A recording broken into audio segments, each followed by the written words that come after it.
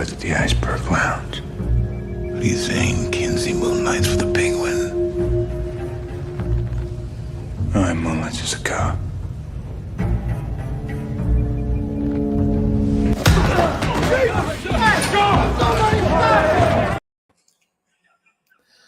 Hello, everyone. Welcome to the Next Issue podcast, broadcasting from outside of Warner Brothers Studios, where we can see that Wile E. Coyote protester going really gaining a lot of support, I think, because his movie was not released. Release the Wile E. Coyote movie. Also, Right. that Batman clip gives a lot of "Are they about to kiss?" energy. Yes, I was just thinking that too. Yeah, there's a. That's definitely what my reader is going for. He's talked about it plenty of times. He's like, in previous movies, it was hard for me to do a scene like that in the Cloverfield movie because the monster was so big. But Gordon and Robert Pattinson are right there. So I just like from now on, there's at least 10 scenes in that movie where you just pause it and it's like, are they gonna kiss or punch? Like exactly. Both, with everyone, like the Penguin and Batman, Catwoman and Batman. I guess it's really just everyone and Batman. But who hasn't always wanted to kiss and or punch Batman? I mean, sometimes Batman gets around. Time. Batman definitely gets around. He does. I know we've talked about horny characters, and this is a great way to start today's show. But who do you guys think is hornier, Batman or Daredevil? Ooh, Daredevil's got that Catholic guilt. For the brief period I was Catholic, you constantly feel bad about being horny. So yeah. I feel like Batman's just going to be hornier. But I feel like the Catholic guilt only fuels Matt's. Yeah, I was like, that fuels more. It. Yeah. Yeah, I feel like... that's fair. That's fair. I think Matt knows, at the end of the day, he knows he can go to confession on Sunday and slate clean. I think Matt is definitely, because he's also got all those senses, so he's probably enjoying all of it more. Yeah. So, but Batman, like I feel like Batman, because I feel like in the current run, in the Batman and Robin run, where is it Batman? I don't remember which one it is. I hope it's not the Batman and Robin run. Is it which one is he getting is Bruce Wayne getting the drug that kind of keeps him younger? Detective Comics. Is that Detective? So like he slept with that woman, but I think he slept with her just to get information, So he's more like James Bond horny. Like he's like sex is more of a tool. It's for the mission. Batman. It's for the mission. Yeah, that's right. He's got that. Yeah. He's got that one panel on his back belt. That's just information sex. It just says Bill Cosby on it. Oh boy. All right, great. That's a perfect way to segue into anything else. But let us know in the chat, or if you're watching this later on, Batman or Daredevil. Oh my god! Ooh, they did have one. I think they had a crossover once. Maybe they should kiss. Interesting. Batman and Daredevil should kiss. I bet that fan fiction probably exists somewhere. Oh, it must exist. Yeah. Josh, you mentioned you were Catholic for a brief time, and I don't want to dig too deep into that, but were you just trying out different religions, or no? It was when we lived in Maryland. So again, Air Force. In Maryland, you have to be Catholic to enter the state. That's right. No, it was just more. My parents put me in Catholic school, and so I had to do all the Catholic stuff like confession. Oh, okay, I see. I had none. Did you go through any of the Catholic rituals? I did. Yes, I did. Blood sacrifices. Right. Not confirmation. Jesus. Communion? I did communion, but what's the one where I think it's baptism, confirmation, first communion. Oh, it is confirmation. Okay. Yeah. I did baptism because I hadn't been baptized yet. And then I did confirmation. And okay. This is like I got all the way to confirmation and first communion, and I guess technically the next one's like wedding or something, and then like funeral. Like, yeah, I like that they include those milestones in your life. Like you don't have a choice. Yeah, but I do kind of feel like, and I'm sensing this maybe with what you just said as well, Danny. Once you go through all of that ritual, it's kind of a make or break. You're like, do I want to stick with this or do I want out? And so, yeah. Yeah, It's I just think like once getting you a just subscription to Netflix. Yeah. I didn't re-up my Catholic subscription. Yeah. So you Right. can pick Yeah, it up at I any time. canceled. Listen, I get yeah, emails all the you can time. always pick it back up. Yeah. Yeah, you can always pick it back up. But I get emails all the time. I Like, hear hey, they're you ready dropping to a come new back? state next year. So, Josh, do you That's ever a get good. to like swing the smoky things like a ninja? I didn't. I always want to though. That was always my favorite part when they walked by with the incense burner.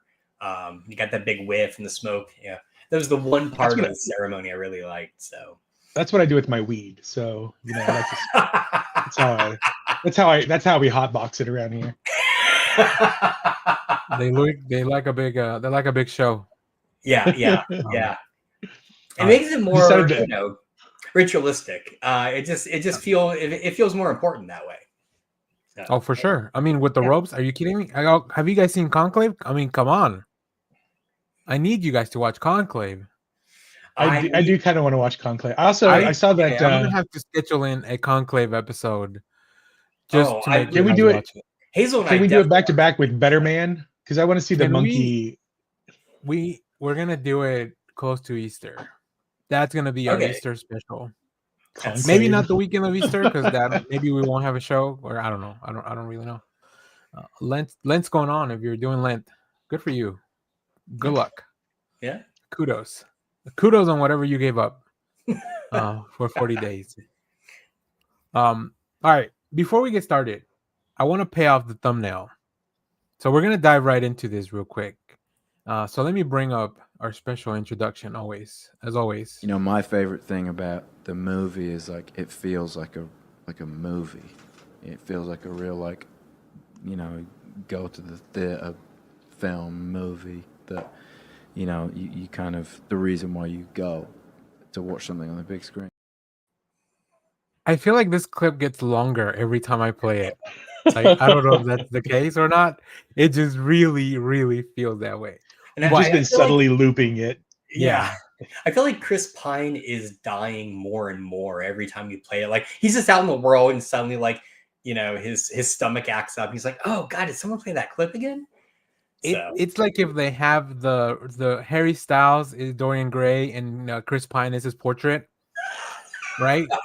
Right, yeah. Just getting older and older. Yeah. So, all right. So I'll let you guys take the front seat of this because I did not go watch The Day the Earth Blew Up yet, a Looney Tunes movie, but Josh and Jeff both did. So they're going to give you a quick review for the movie. And hopefully, the two people that grew up on Looney Tunes definitely went and saw the movie. Oh, hold on. I need to address this real quick. Leonard Kim, no, I'm sorry. I love you. You're wrong. You are wrong. But yeah, so we're gonna let's talk about this film. You guys both went to watch it. Tell the people about it. Tell the people why they should go watch this Looney Tune. Convince me to go watch it before I go watch Black Bag. I hear Black Bag's good though, but if you want to see a great animated movie, then this is the movie you need to go see because it's like classically drawn, animated, hand-drawn movie, and it's beautiful. It's flipping beautiful. It's also very classic Looney Tunes. It's fun to hear those voice actors. It's fun to watch a cartoon where you can't immediately go, "Oh, I know who famous person that is." Right? Because there's really only one person in it that I did that with, and I think that's just kudos to the fact that it was just a lot of really talented voice actors doing this. So sorry, Jeff, go on. But it's what exactly, and I mean this in the best way, but it's exactly what you would expect from a Looney Tunes movie. And it's hijinks, some very witty comedy, a lot of slapstick. So if that's and the animation's beautiful. So I really enjoyed it. I think it's like 15 minutes too long. They do kind of rehash some of the bits a little bit too much. I do agree with that. Yeah, it felt just slightly too long. I was thinking more like 10 minutes, but yeah. Yeah. But it's not in fact, I went to the Alamo to see it, and the person, because they come by and they look at your tickets, they ask you if you want anything to eat or drink. And then they were like, it's kind of a short movie, so if you want anything, make sure to get your order in fast because we may not have it out in time before the movie ends. But I feel like it was still like, maybe because it felt long, it felt like a sizable movie. So you know, yeah. So I agree with everything Jeff just said. It is fantastic. To me, also, it's really important. I'm a huge classic Looney Tunes fan. And it was really important to me because it dawned on me, this is the first ever fully original, fully animated, theatrical Looney Tunes movie. Right? We've never had this before. In my lifetime, when Looney Tunes were in the theater, it was usually a compilation film, right? So they would take classic shorts and then have interstitial new bits to kind of link them together, which is fine. Those are great, but it's not fully original, right? Or we get shit like Space Jam 2, right? You know, that's kind of like a combination. We're not gonna dunk on Space. We're not gonna dunk on Space Jam. I will dunk. I see what you did there. I will dunk on Space Jam. I am not a fan of those movies. I do like Back in Action because I feel like it's much more. Okay. I just don't like you lumping in Space Jam 2 with the original one. I feel like they are completely different, and how dare you? That's fair. I will never besmirch anything Sean Bradley is in. So that's where I stand. Yeah, but I do feel like this movie needed to exist to prove that these characters could carry a theatrical length film, and also one that doesn't have bugs in it, which I thought was a really, really great move. Like they took this original pairing of Daffy and Porky, who are both pre-bugs, and just kind of run with it. And it's great. It's really good. The animation, as Jeff said, is beautiful.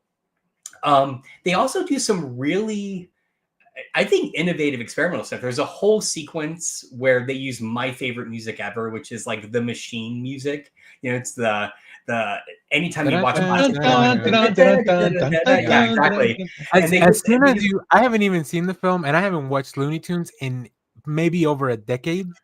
But as soon as you said the machine music, I knew exactly what you were talking about. Yeah, and the only time I've had a movie ruined by thinking about that music is if you ever watch Kenneth Branagh's original Frankenstein, the scene where he's creating the monster, just play that music in your head and you realize this movie is fucking ridiculous. So anyway, I'm sure we can make that edit happen for you. Yeah.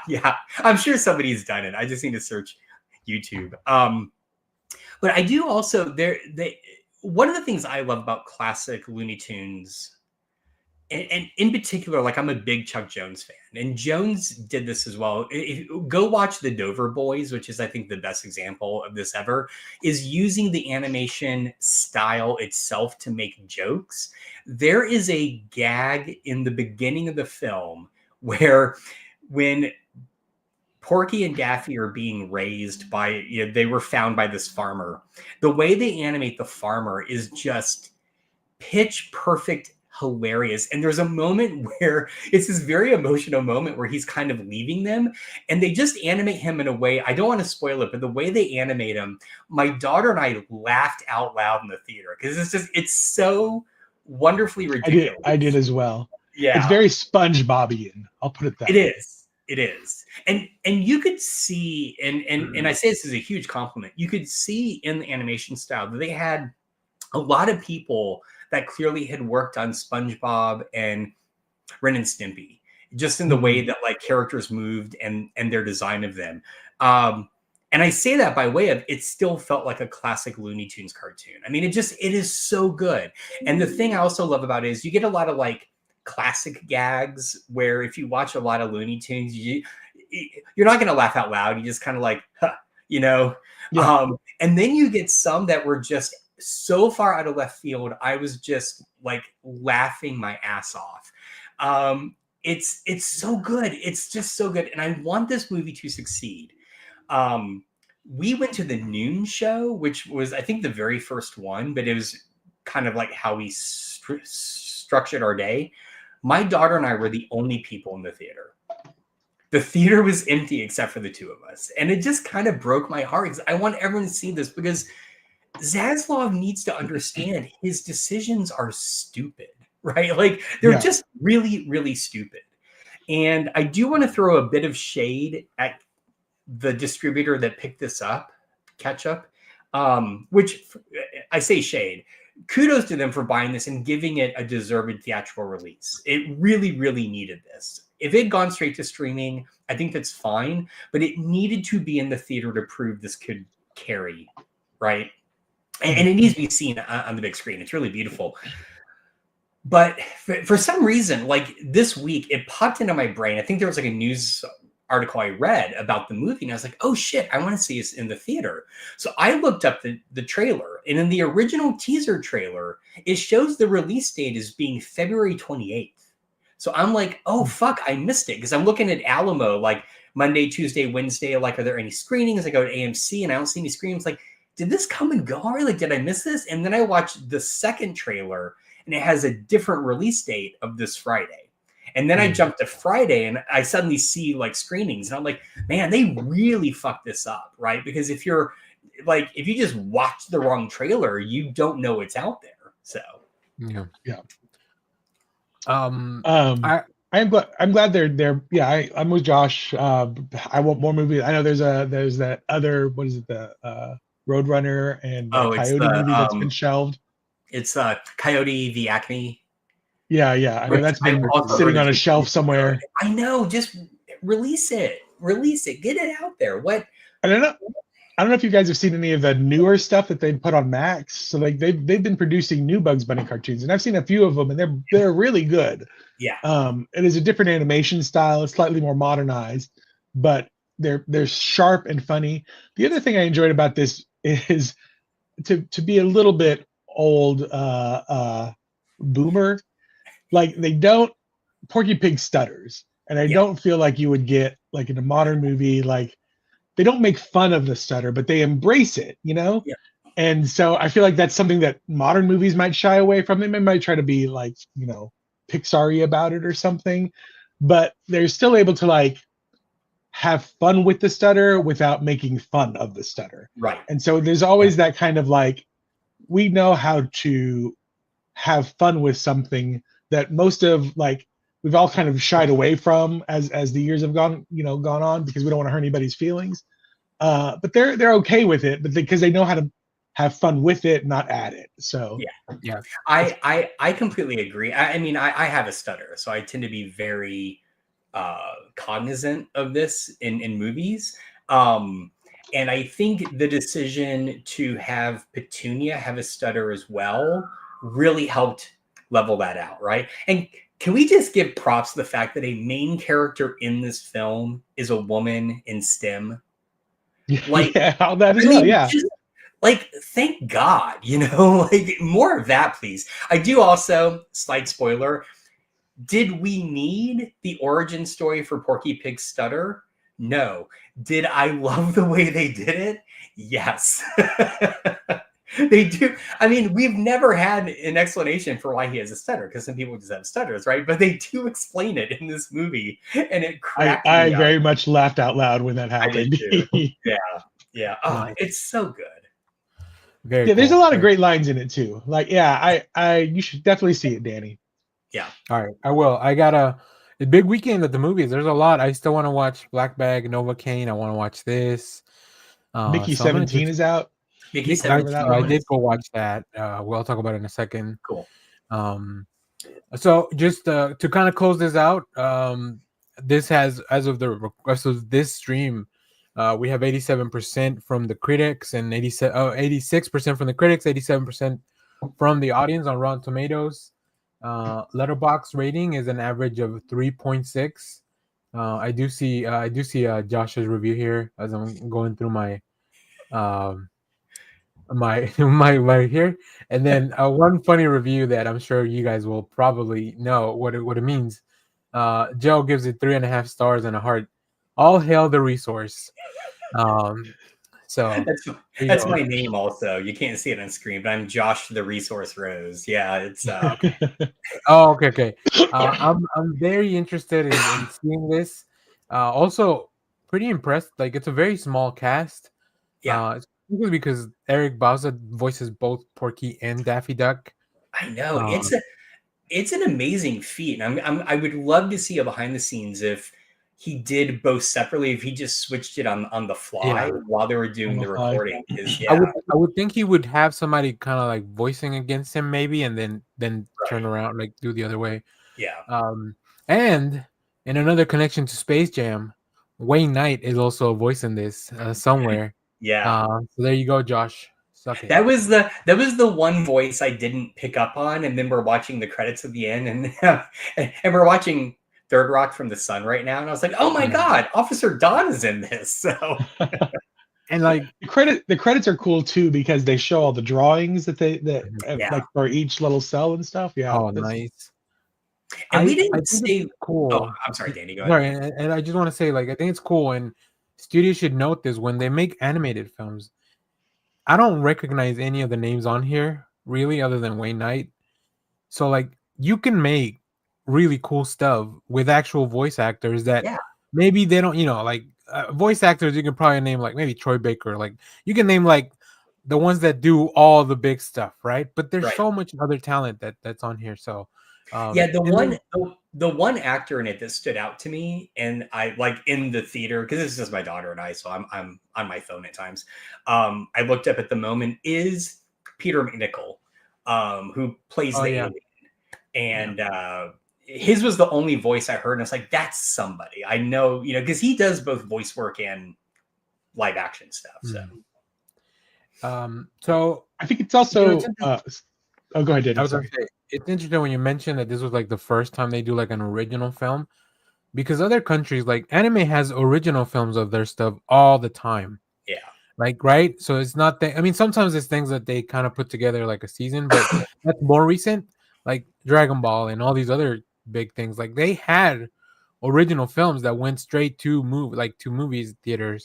So I want to say that I feel like Looney Tunes is like an American, the equivalent of that is like an originally American thing, right? So Yeah. it's very surprising that they never really dove into doing just the Looney Tunes on their own without like having some kind of additional gimmick or whatever. So, but Jeff, you wanted to say something? Yeah, well, just to harp on, like to build upon that, which it is weird because they're already producing them as shorts for films beforehand, like way back in the day. You would think that the natural progression would be like, why don't we just extend this out? So it is kind of weird. Why don't we just make it long? Yeah, why don't we just make it long? But maybe because they were using them as shorts is what kept them from doing it. I don't know. Yeah. Maybe. I also think it's interesting that, like, I'm with Josh. I think it's an important movie to go see to prove to the studios that not everything has to be the same. That there is an audience for everything. Especially when the other big film discourse going on right now is The Electric State out of Netflix, and how people are like, this movie looks beautiful, looks great, but it is completely soulless. Like there's not like every review I've heard about this movie has been like it is. The word I keep hearing is mockbuster. So it's like it is like, I forget how much they spent on it, $230 million or something. Oh yeah, $300 something million. And people are like, where is this money going to? Like, it's all like CG and stuff. It's going to the cast. It's a huge cast. In the behind the scenes of The Electric State, you're gonna hear that's all you're gonna see. Just the machine putting the movie together. Nice. So, that's a great call. Yeah. All right. Yeah. Any last thoughts on the Looney Tunes film before we kind of move on? Yeah, just please go see it. If this, because again, to your point, Danny, there have been original feature length Looney Tunes stuff, but they've all been direct to video, right? Yeah. This is in the theater, and I think it's super important we go see it in the theater. I mean, it's going to be streaming soon, I'm sure, right? But go see it in the theater. They do also play a bit with the theater, like they kind of, there's like a bit where they go to TV size for a little bit and then they blow back out. So it is kind of like something you kind of do want to see in the theater as well. Exactly. Yeah. Yeah. Because they kind of that whole scene is like a little classic animated short inserted into the movie, right? So Yeah. but yeah, Gotta pad that runtime. I did mean to check. All the classic shorts are almost always around 7 minutes. And I meant to look later and see how long was that sequence. I'm curious. I don't think it's 7 minutes. It doesn't feel that long. But I do wonder, because it felt structured like an old short, so. I remember from watching like Everybody Loves Raymond or something, like Frank makes a joke that they would go to the theater and they would play like a short, some news, and then 2 movies back to back. Like that was the old movie experience. You were there for like 5 hours. Yeah. Right. But you didn't buy a ticket for like a time. Right. You just bought a ticket and you just walked in. Yep. Yeah. And so you never knew where in that sequence you would be, right? You could be halfway through the feature and not know. So theater's like a box of chocolate. You never know which movie you're gonna get. All right. Well, great. We got it. Look at that. Even a Forrest Gump impression. We still have a couple of Harrison Ford impressions coming later. Nailed it. Cool. Well, let's get. Hold on. All right, get off my foot. Get off my feet. All right. So let's talk about some things. And Jeff brought up The Electric State. Because I didn't get to go out to the movies yesterday, I did watch The Electric State after work.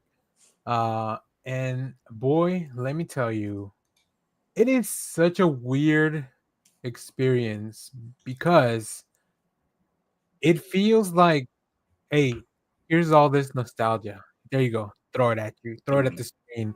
We also have, let me just give you because I already had the notes prepared for the review that I'm going to do later, like a full review. But let me just throw you some names out there real quick. Millie Bobby Brown, Alan Tudyk, Holly Hunter, Stanley Tucci, Woody Harrelson, Chris Pratt, Giancarlo Esposito, Jason Alexander, Ki Hugh Kwan, Coleman Domingo, Anthony Mackie, Raul Coley, Hank Azaria, Jenny Slate, Brian Cox. Like, that is just a small, those were like the most recognizable names part of this cast. And like, when people ask like, where are these $320 million going? Like, well, a lot of it is going to this. Also, I was not a kid that. Do you guys know the premise of this movie at all? Like robot. I know like the little like Millie Bobby Brown's like brothers gets trapped in a robot or something, like his consciousness. So I mean, isn't this just it's like the third thing inspired by just the paintings by that Polish artist, right? I mean, that's yeah. Because also. Go on. Sorry. The premise is kind of like Walt Disney invented animatronics, but then he also invented like real robots. Yeah. Same thing. That's actually, I'm like, yeah, those visuals are there. I like that you just had that there ready to go and somewhere in your vinyl collection as well. But yeah, robots are invented like actual robots. They become sentient. They eventually revolt because they don't want to do the jobs that we have them do. And then there's a big war. But this all happens in the 90s. So awesome. It's a very interesting mix of like 90s technology, except for like this one really futuristic advancement. And I'm like, how does that work? Like, is there no internet, but there's all these other things happening? Anyways. And then, Millie Bobby Brown's brother gets trapped in a robot body. They got to go find them and then like uncover this whole mystery. They run into Chris Pratt along the way. So that's kind of it. But yeah, I'm not gonna say don't watch it because I think there's some really fun, especially towards the latter half of the film. There's this, I think something that the Russos do is like spectacle, like they do it really well, right? Oh, but I didn't know that. My problem was with getting to that spectacle. Like it just feels like we're going through the motions of it, and you never really connect to anything because I'm like, I don't have anything invested in this. Also, just like personally, I was never too big on the animatronics. So like seeing all these kind of like robot animatronic things on the screen, like it doesn't do anything for me. I feel like if you're one of those people that anytime you went to Disney or something, like your first stop was at the Country Bear Jamboree, or like if whenever you went to Chuck E. Cheese, like all you wanted to do was watch the band, like then Like, you might like some of that stuff because you get to see Yeah. it, like all that stuff, kind of the next level of it. Yeah, but it was okay. It was fine. Like I saw that it because of the budget, somebody on Letterboxd was like, you could make 53 Anoras and 32 Brutalists with the budget of this. So like, I just appreciate someone like sat there and did the math. yeah. So I don't know if it checks out, but Anora and the Brutalists just they won a lot of stuff at the Oscars. So but here's the thing. Okay, so I haven't watched Tales from the Loop yet. Clearly, I own the soundtrack because I like what's his face who did it. Glass, Full Glass. Anyway, my problem with this is that artist's work is incredibly evocative, right? But you don't need to shoehorn a story into that. Like, just look at the art. Make up your own story. Like, I don't get this desire to take this guy's paintings and say, we need to explain all this, right? Because you don't. So I don't know. That's me shaking fist at cloud. But. Well, it feels to me like, I don't know if you've seen like back I used to watch not C videos, but like they would just come across the feed of like, oh, we're gonna use AI to expand this work of art to see what else would be there. Yeah. And I'm like, why? Exactly. Why would I need to like? No, that's not how it works. It's called imagination. Yeah, why would I care what a machine thinks might be there? Right. And like, behind the scenes of the Scream or the Mona Lisa or like whatever. Yeah, so that never makes sense to me. Josh also famously hates the Girl with the Pearl Earring movie because also based on a painting. Also based on a painting. Yeah, that's true. Yeah. That's true. Oh, is that why you don't like the League of Extraordinary Gentlemen? Just because of the reliance on the once again the portrait of Dorian Gray? Wow, that's Sunday in the Park with George. That's Mona Lisa's smile. That's not in the original fucking book, that's why. So, ultimately, though, yeah, Leonard Kim nails it because money, guys, money. But yeah, I don't understand. They're not making money. Leonard Kim, if anything, they spent a lot of money on this. Yeah, so I don't understand how Netflix works anymore because there's only so many subscriptions you can get. Like I said, they keep raising prices. Yeah. I'm like, I don't understand why people subscribe to Netflix. Honestly, I am lucky in that my roommate subscribes to Netflix, and then I just like whatever. We're in the same house, with that whole like splitting doesn't affect me. So I do watch Raw, but that's really the only thing I watch on Netflix because I don't want to. And if I were out on my own, like I would not. No, Netflix does not get my money. They would need to get my views. To get money back on this, they would need to get like 13 million subscriptions. I guess that's how much it would cost because they're like, I think Netflix is like $24 a month. So like 13 million for one good movie a year. Movie. Yeah. One decent movie a year that they produce. But I think okay, so to give them the benefit of the doubt, I think their original idea is the more unique content we produce, people can only see it here. So the hope is if they are not a subscriber, they give them that 1 month, they see all the other content and say, okay, well, I'll give them another month, and so you kind of like trap them this way. That's the benefit of the doubt argument. I honestly think what happened was, if you think back to when Netflix made that original switch, right? From we're going to mail you DVDs to we stream stuff. I think once a lot of the original deals they made to have content began to end and stuff was getting removed off the service, I think they found themselves in a weird situation where they went, oh, fuck, what do we do? Right? This is an untenable business model. And I think they just funneled money into making original content. If you remember, and my brain may be wrong here, I think the first original series they made was Marco Polo. And it was wildly expensive to make that. Yeah. Wildly expensive. And it did middling. And then the next thing, Stranger Things, which was a cultural phenom. And I think because they had those sort of like varying responses, they're like, oh, we can do this. And I think that's just been driving it ever since. So I think their first thing was that like Icelandic mystery, whatever. It's had that one guy. Yeah.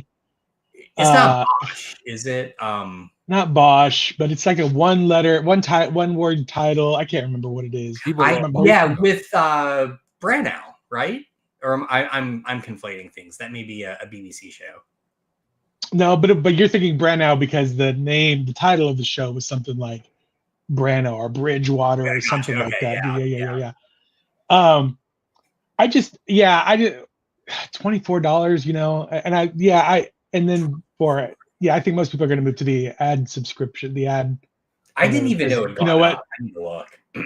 Yeah, I don't understand because I think they used to take more chances than what they do now. I think if I'm going to pay money for somebody that's just going to give me content over quality content, then I'd just rather cut it in half and pay YouTube. Honestly, I hate paying for YouTube. I don't pay for YouTube either, but I'd rather get ad-free YouTube and just watch whatever's on there because it's kind of the same thing as Netflix. I feel like I do want to strenuously agree with Omega Slice Comics. Marco Polo was really good. I only saw season 1, but it was fucking phenomenal. And Benedict Wong is amazing. I mean, the whole cast is good, but he in particular is amazing in that. All right. Well, speaking of Netflix, I did watch another thing that they dropped, a movie called Demon City. It's about a dad who is like a contract killer for the mob, and he's doing his last job. And then these 4 guys that are taking over the city that are wearing like demon. It's a Japanese film. They're wearing like demon masks, like traditional demon masks.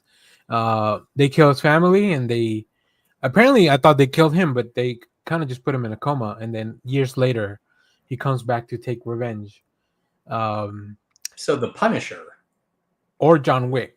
Yeah. Unfortunately, John Wick is just such a much better movie. This movie it makes a lot of weird choices as to how to present the thing, and the action sequences are probably worth watching. But man, the story I was not on board with. It was not a very good time. There's this whole weird thing about the daughter, which I'm like was giving like a little old boy vibes, and I'm like, hold on a second. I didn't like this the first time I watched it with Josh Brolin. But I think the fight sequences are pretty cool. Like they really lean into the whole, really violent, and they use a fake blood, like where you can tell it's fake blood, but it just looks so cool on the screen because you're going through all those things. But ultimately, unfortunately, my verdict is like just go watch John Wick. It's such a much better movie, which I did later that day. John Wick was on TV, and I was like, oh, I'm just gonna leave this on and forget about that other movie. And then the last movie I watched was Mickey 17. So I was off on Wednesday because I had some stuff to take care of, including, if you haven't seen on our channel, talking to comic creator Ed Brisson, Nice. who's writing the new Thundercats book. But after that, I had the rest of the day. I went to get my comics, and I was like, "Oh, Mickey 17 is at the Alamo at noon, so I can go catch it." It's really good. I really, really liked it. I feel like so this movie is no subtext. It's all text. It's all right there for you on the screen. And I think that's what some people are not enjoying about it. Like, Bong Joon-ho is not being subtle about anything that he's trying to tell you in this film. Which is intriguing because he's very good at subtlety and subtext. Yeah, but I feel like even with Parasite, like it was very unmuch, like it was pretty much right on the screen what he would. Yeah, that's fair. That's fair. Yeah. So I don't think he's ever been kind of a subtle direct, maybe with his earlier work, but I think what really puts this movie over the top are like Robert Pattinson's performance, which you get multiple of, like, and then the surrounding cast around it. Like, I don't know. I had a really good time. The movie's a little long, but then it really pays off. Like if you if you stick with it, it really pays off. We have Omega Slice in the chat saying they watched it on IMAX and was blown away. Ooh.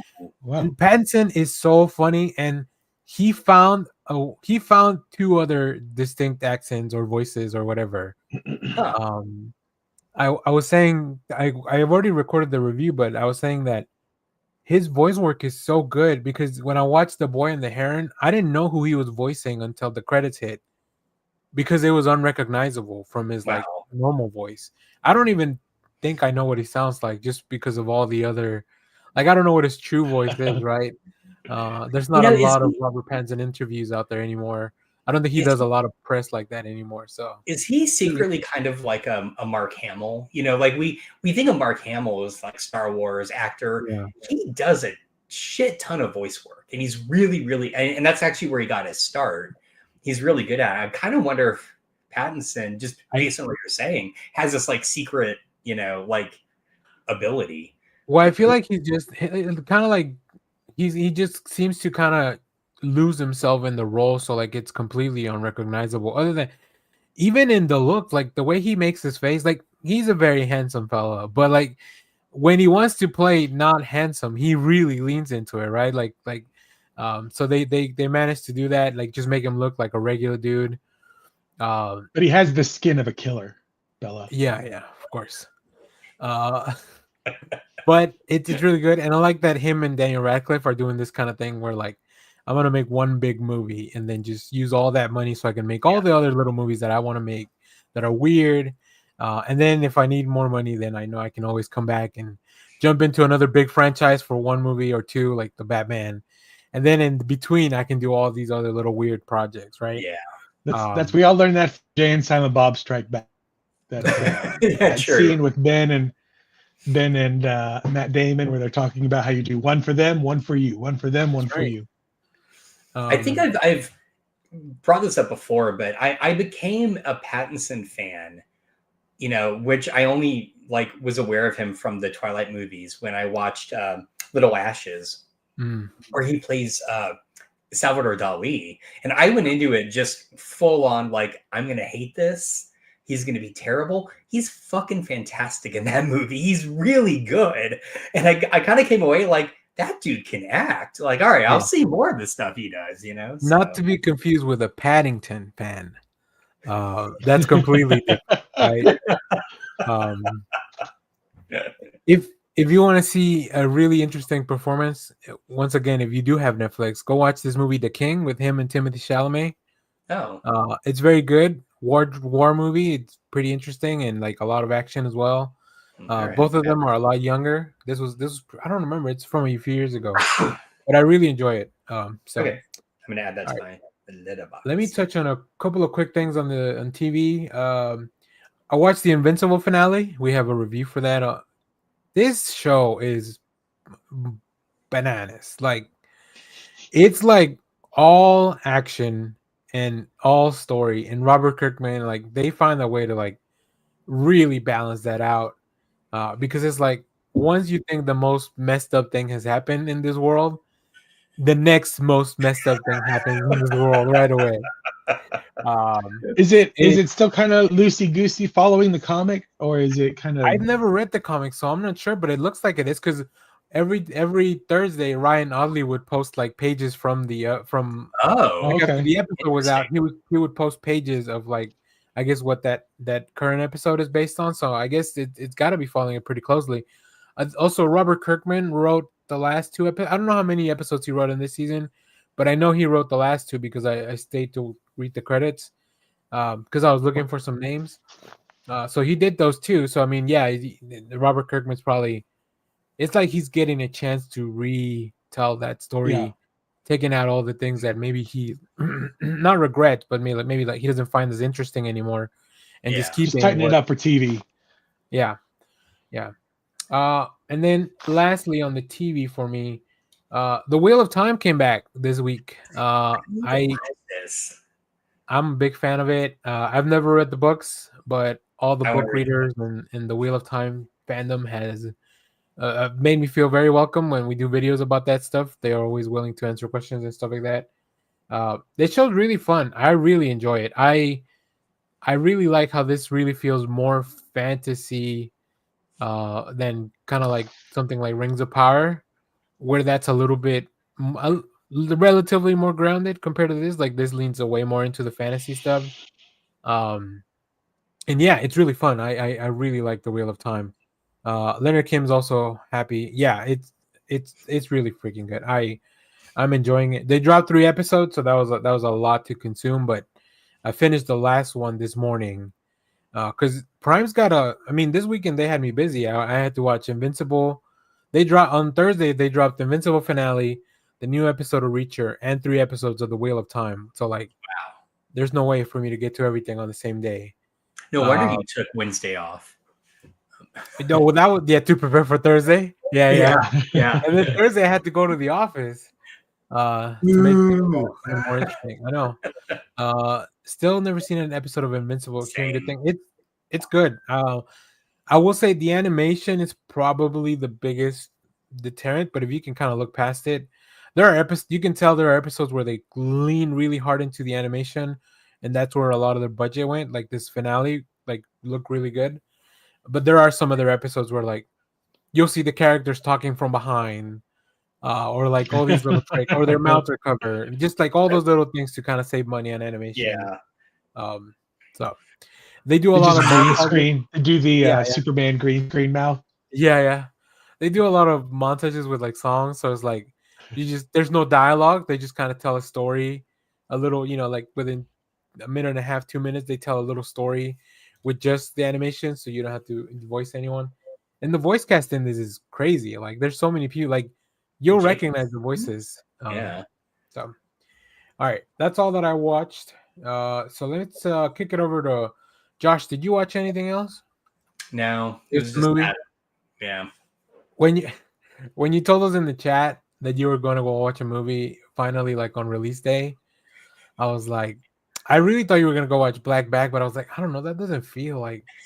I think Josh would like that movie, but I don't know if that's something he would like go out of his way to watch on release day. No, I rarely see a movie on release day, and so I figured if you looked at like go way down to the bottom of the list of what's coming out on Friday, you'd probably stumble on it. So is it spring break this week?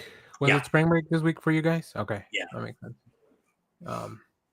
All right, Jeff, did you watch anything else before we get on to comic books?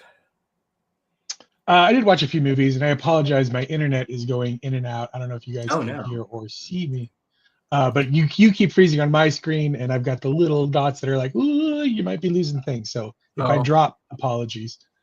I did watch, a friend of mine said I should watch Smile 2, but I haven't seen Smile 1 yet. So I went back and I watched Smile 1, the horror movie Smile. Have you guys seen Smile? No. I have not. I've heard I remember great marketing though. Yeah, great marketing. It's sort of like Final Destination, except one person at a time. And the thing is coming for you. It's gonna get you. It's a little like it's the demon or whatever, like possesses somebody. They start smiling, then they themselves in front of somebody else, and then that somebody else picks up the demon or whatever. And so like it follows, kind of. It follows, sort of like The Ring, sort of like that. I was thinking The Ring. But this girl gets possessed by the thing or whatever. She's a therapist, and she witnesses her patient go through this thing, and then she catches it. But everybody in this movie is so mean to her. She's like, I'm having problems, and her boss is like, I don't care. And her boyfriend is just like, it's too weird for me. And her sister is just like, I hate you. And I'm like, this poor girl, like, even if she weren't being haunted by something supernatural, like, I'm like, you have the worst friends in all of the world. Like, everybody is just so mean to you. Like, go to another place. Like, go find better friends and stuff. Like, and then like she has this boyfriend cop who like actually genuinely like goes in and is like, hey, are you okay? And she's like, leave me alone. Like, and I'm just like, I don't even know what to make of this movie. It's spooky and scary. It does all the horror things that it's supposed to do. But I'm also just like, why are you so mean to this poor main character? Everybody's so mean to this woman. I also saw Dirty Rotten Scoundrels for the first time ever. Oh my I- God, really? I think it's funny because on the note you didn't put a comma between the two Yeah. movies. So I was like, "What is Dirty Rotten Scoundrels Smile?" I thought it was a sequel. I was like, oh my God, there's a sequel? They got him back together. Also, Jeff, before you get into that movie, I do hear that Smile 2 is even better than the first one. Like people that have Yeah. seen both. Huh. So yeah, keep going on that and report back to us. Yeah, I will. I will. It is next up on the list because they're both on, I think, Paramount Plus right now, or Nice. Paramount. Yeah. So, and I know I did actually. I started Smile too, but I started it way too late because I was just like, I'm not. I got to come back to it. I was falling asleep. But I like the premise of Smile 2 more because it's yeah. Like a pop star, right? It's a pop star, so it's interesting because it's like not just some normal Joe whatever. So that Right. there's It's a whole like different. I guess this host found a body that will let it spread even faster, it seems like, or No, Well, what it's still happened- one person per thing, but it's. But I don't know. okay, What so- happens if she? I don't know because if she kills herself in front of, or sorry, That's what I if was she thinking. whatever That's what I was thinking in too. front of Like, a I whole haven't bunch seen- of people. Yeah, I haven't seen the Who movie. Can you knows? imagine if somebody like with 100,000 people watching in a stadium like does that? Like, does it go to everyone or I don't know? Maybe. Maybe we just ruined the film for everybody and ourselves. So Do I want to watch? I feel like I kind of want to watch the movie now. Those movies. yeah. You guys in your new movie. All right, Jeff, Dirty Rotten Scoundrel. Yeah, I've never seen Dirty Rotten Scoundrels. You know, I've obviously heard about it. It's very, very well known, very lauded comedy. I will say, I feel like if you grew up in a time of cable television when that show was being constantly like whatever, and there's commercials for it, you've probably seen all the funniest bits because it is the scene where the premise is that Michael Caine and Steve Martin are both con men, sort of. They're in this like small European town. Michael Caine is obviously from there. Steve Martin pretends he's a visiting American, but they both like go in on and Michael Caine does big con, so he gets people to donate. He does what is basically the African Prince con, where he pretends to be an ousted ruler of a small province in Europe, and he talks about how he's fighting the communists, or his people are fighting the communists, and he's trying to raise money for his soldiers. And then he finds all these older rich women who just give him their jewelry and money and stuff, and he, hundreds of thousands of dollars to help fight for the cause, and he just takes off with the money. Whereas Steve Martin is small time, and he just tries to get like free places to stay and meals and stuff, like just these kind of small cons. And so Steve Martin hooks up with my brain just went blank. What's his name? I can't remember. Hang on. Michael Caine. Steve Martin and Michael Caine is like, Steve Martin's like, teach me how you do all this. They come to head. They don't agree with everything. They start competing. But the I think the most famous scene is when they're working together, and Steve Martin is kind of pretending to be a bit of an invalid, and he's like sticking forks in his eyes and doing all kinds of crazy things. It's funny, but I'd seen most of the bits already, so it's really good. Michael Caine's great in it, sorry, real quick.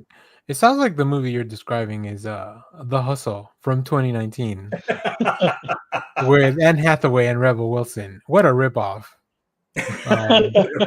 Yeah.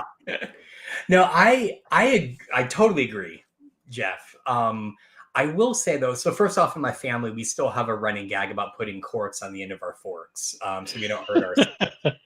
But I do think that for an 80s comedy, one of the things that Dirty Rotten Scoundrel does really well is that the story and the twist at the end, I think, are really important to the humor. And a lot of 80s comedies just don't do that, right? So yeah.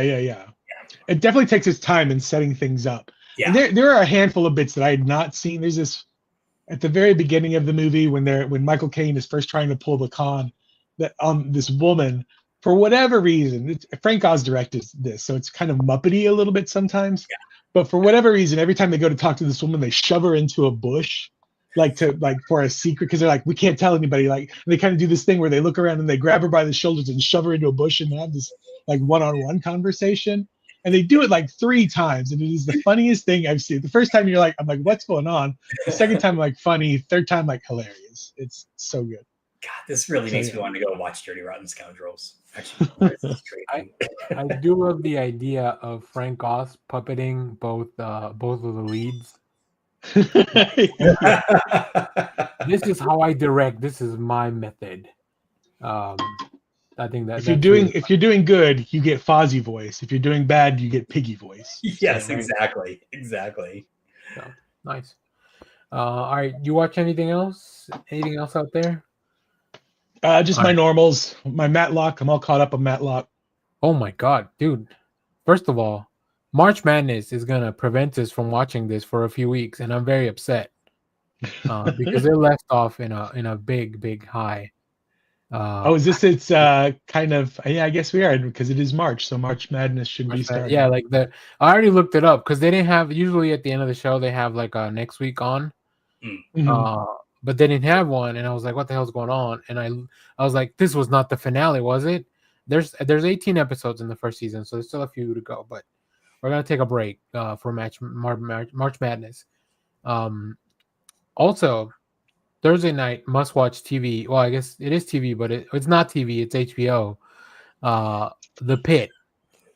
Oh my god! I've heard that's really good. It is so good, but this episode, I saw something that I never want to see. Well, I guess unless I become a dad, I never want to have to see on the screen ever again. That's all I'll say. I feel like you've seen something I've seen. So. I was like, I was not meant to watch this. Like, I feel like this was not my choice. How dare you? If it's what I'm thinking of, we were forced to watch that in school as teenagers. I think. Oh, really? Under the auspice of education, but I think it was really sex control. So yeah. But you had to get your parents to sign off on the sheet before. Oh, 100%. Yeah. It is phenomenal. It's a great show. So I think there's only 15 episodes. I don't even know. I never want it to end, so I don't want to look as to how many I have left. So, all right. What is it? What is it's a doctor show or some sort? So I think the initial pitch was a bring back ER. Bring back ER. Noah Wiley. But then we're like, well, we don't want to have to pay Michael Crichton. And who sued him anyway, right? Like, I thought Crichton sued him. I think he did. So they just changed it to this ER in Pittsburgh, and they called it the Pit. And all we're watching is a shift. So every episode is like an hour of their shift on the same day. So it's like a continuous story.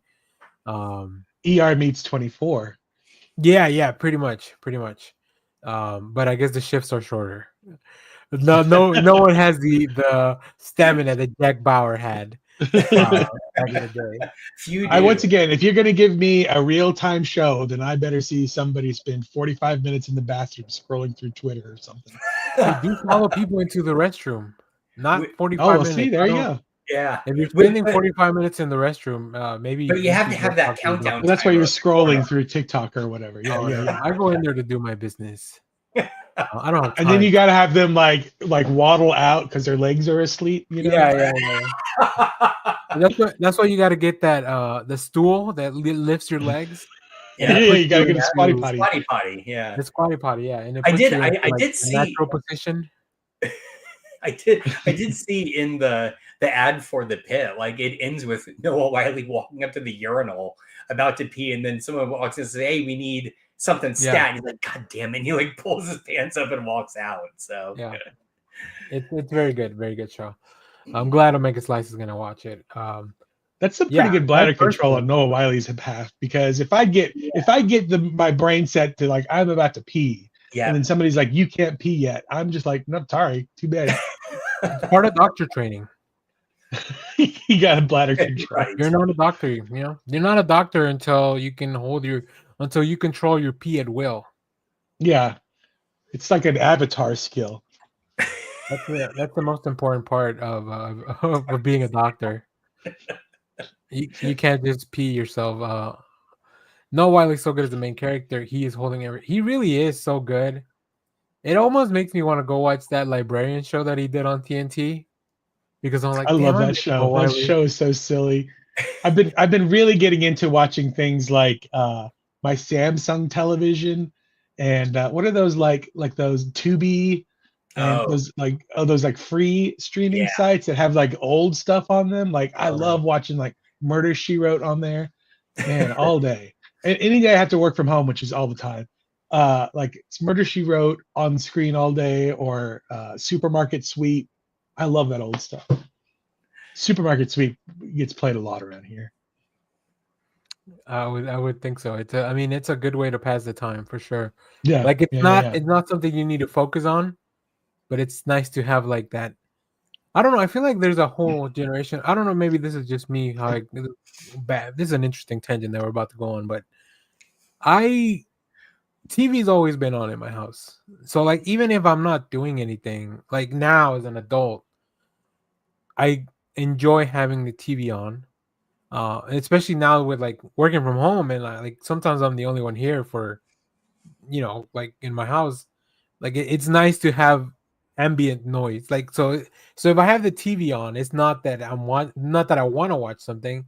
It's just that I don't know if I can concentrate on like anything I'm doing, including like work, if there's not like some noise going on. Like even at work, sometimes I'll just throw on a podcast on or something Yeah. just to listen to people. And drown. Interestingly enough, to drown out the people in the office, but still listen to people talk. So I don't know. I don't know if that's just a Yeah. generational thing or how I grew up or. No, I mean, because my dad and brother are both like that. Like they'll just keep the TV on 24/7. I think we all I'm just not, have slightly undiagnosed ADHD. yeah, could be. I'm not like that with TV, but I'm like that with music. If I'm working, I have to have something playing in the background, But I can't do TV because it keeps distracting me. Okay. Like, I tried, like, I have a second screen over here on my desk, and I would try to throw up like an old like 70s cartoon when I'm doing work, and then I just find myself watching the cartoon. So you got to put on stuff you've seen many a times, like Law and Order SVU or. I'll still watch it though. That's the problem. That's why I can only do audio. I can't do video. But cool. I currently have my television on right now, and it is showing. That's hilarious. It's showing old '80s commercials on a YouTube channel that I just have streaming. That I just nice. And it's a weird comfort thing because I'll just look up and I'm like, okay, it's still on. Now I can kind of like, it's a weird check-in, and then I'm like back. Yeah. Also, I'm watching Josh's thing right behind him, so that's also what I'm watching. So. Yeah, I did finally a few years ago stop leaving the TV on before I went to sleep because I realized that it was making me not sleep right away. But I do put on like old podcast episodes and just like leave 15 minutes and then Paul Scheer. I'll put on when I go to sleep. I'll put on a YouTube that's like a thunderstorm that's like 11 hours long or something like that. And sometimes you'll be like, hey, are you still watching? Kind of like Netflix. And I will wake up at like 2 a.m. if I know it's not playing. Because in my brain, I'm like, why is it so quiet? Something's not right. Right, exactly. And, yeah. Which is, do they not do you have YouTube Plus? Because then I feel like ads would pop in between some of those. Sometimes they do. Some of them are like, they will say no ads. So they'll go all 11 hours. Okay. Because it does have the issue of like, if you fall, like back in the day when you would fall asleep to like television, the infomercials would pop up. Yeah. There is that occasional problem. So I do have a proposal for you guys, which is you can go to a site like radioarchive.com and they release old time radio, but you can get ones that are just a full 24-hour recording of old time radio, like from like midnight to midnight, just start to finish. And that's perfect for background stuff because it just goes through the day. You get like little news reports and little ads and then you get like programs, and it's perfect for Carlos got it good. He uses Google Home to just do relaxing sounds. Yeah, that I've done And that. then before, that way too. you don't get the Yeah. Hey Alexa, play my sleepy time list. I don't have an Alexa. I don't know. It's not there. we were all waiting. We were all waiting. I was wanting to see what it was. This was I was to waiting- trigger everyone else's Alexa that's watching the show. Sorry about that. I was folks. waiting for the Pantera to play. No, you know what? You know what my sleepy time music is? Yeah, I'm exactly. gonna look for that video now, and we're gonna add it to the clips. I can send you the MP3. Yeah, send me a link, so I'll because I think So- we're gonna use it a lot going Here, forward. I'll hang on. I'll find it because back in the late '90s when I was in high school, they released 2 volumes of the music of Carl Stalling that he did for Warner Brothers, and one is just that music. So I'll find it. That's so funny. Wait, when did they release that? Oh God, it was. I was in high school, so probably like 91, 92. Around So there. everybody else was listening to Nirvana. Josh was listening to. I mean, it was both, honestly, but you're not wrong. I would go from like Smells Like Teen Spirit to, Looney Josh had Tunes. the original mashup where he would like switch the level on the DJ equipment to Nirvana and then switch it Right. back to the machine music.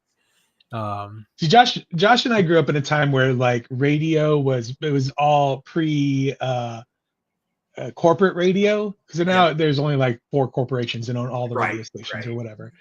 But like if you like go listen to like a college radio station nowadays, it was like weird stuff right next to another, like all kinds of music. That's how we ended up listening to the Mighty Mighty Boss Tones and exactly Cherry Poppin' Daddies and stuff like that. That's how they all got famous, because music was different back then.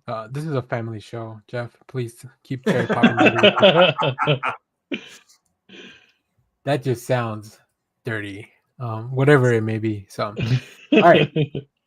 Let's move on to comics. I'll just let you keep going, Jeff, because I think you read a lot of the stuff that I did, and then whatever you don't cover, I'll talk about as well, and then we'll go to Josh since he's got a few comics as well. Yeah, I didn't get a chance to read everything, so I'll just go over the stuff I have read. This is X-Men number 13, the Manhunt. Charles Xavier has brain cancer now. He's been put. So they're taking the mansion. It's out there. It's in the book. I haven't read it, Jeff. They just openly say it like it's been something that has been announced previously in other books. I mean, to be fair, this is X-Men Hunt, like part 5 or 6, so maybe they brought it up in the previous one. But I picked up this nice Phil Noto. Oh, I love it. Oh, that is. Yeah, so they turned the mansion, the government, bad guys, whoever has turned the X-Men mansion into a prison. Yeah. Post Krakoa.